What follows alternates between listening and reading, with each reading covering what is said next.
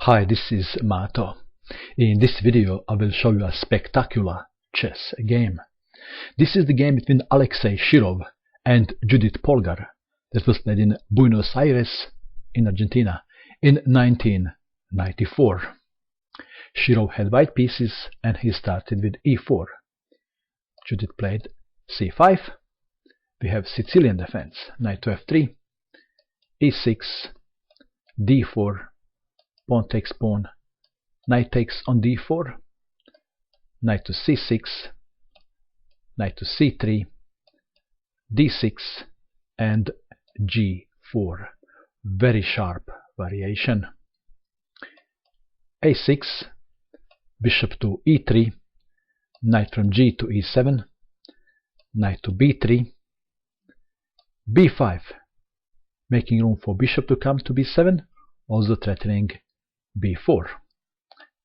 f4, pawn storm on the king side. Bishop to b7, queen to f3, and g5. What a move! Judit sacrificed a pawn, indicating that she is not interested in castling king side. Pawn takes pawn. Why did she sacrifice pawn? So pawn is no longer controlling e5 square. So she played knight to e5, attacking queen. Queen to g2, b4, attacking knight, knight to e2, and another very interesting move from Judit. h5, sacrificing second pawn. Why? So pawn is no longer controlling f5. She played knight to f5, attacking bishop. Pawn on e4 is pinned. If pawn takes knight, then bishop takes queen. So bishop to f2 was played. And now queen takes on g5, destroying the pawn storm. But can queen take queen? That is the question. Yes, queen can take queen, but then knight to f3, and after king to d1, knight takes queen. Can pawn take knight? Yes, it's possible, but then bishop takes rook. Okay, so all this is not good for white, and Shirov played knight to a5, and this looks like a very good move. Attacking bishop, and where is bishop going? If bishop to c8, then pawn takes knight and white is winning. We have reached critical position of the game. It is black to move. If you wish, you can pause this video and you can try to find the killer move that Judit played in this position. Have you found the killer move? Would you play this knight to e3, attacking queen? Let's first check what happens if queen takes queen. If queen takes queen, then knight to f3, checkmate. What about bishop takes knight? Is that good? If bishop takes knight, then queen takes bishop. Then if knight takes on b7, then knight to f3, this is check. And white would have to capture knight and lose his queen. Otherwise, if king to d1, then there is checkmate on d2. Okay, so in the game, Shirov played queen to g3, queen takes queen, knight takes queen, and now knight takes on c2.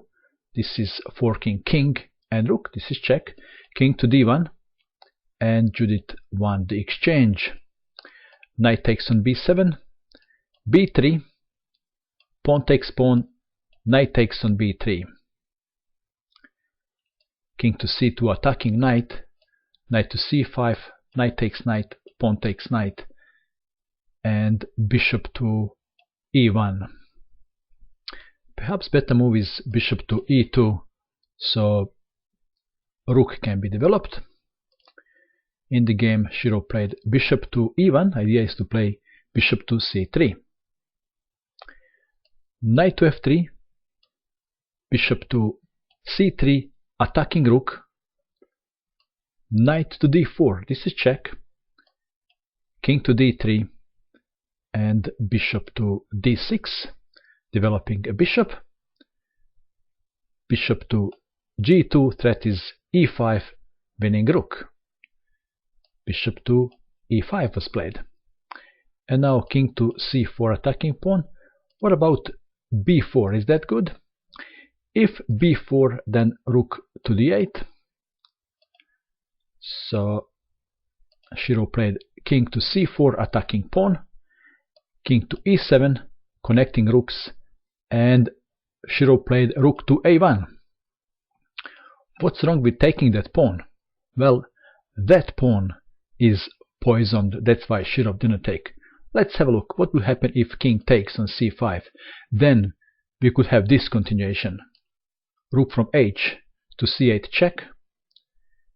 King to b4, check.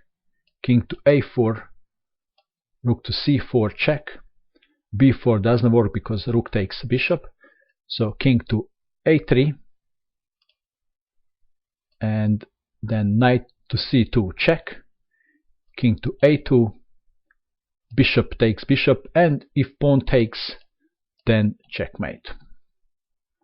Okay, so in the game, Shirov played rook to a1. Judit played knight to c6, and Shirov resigned because he knew that this endgame is hopeless for white. Shirov had played this line just a few weeks before against Kasparov, and Judit said that she had prepared her line only 24 hours before this game. And what a game! What do you think of this game? And that is all. I hope that you enjoyed watching this video. I wish you good luck with your chess, and bye for now.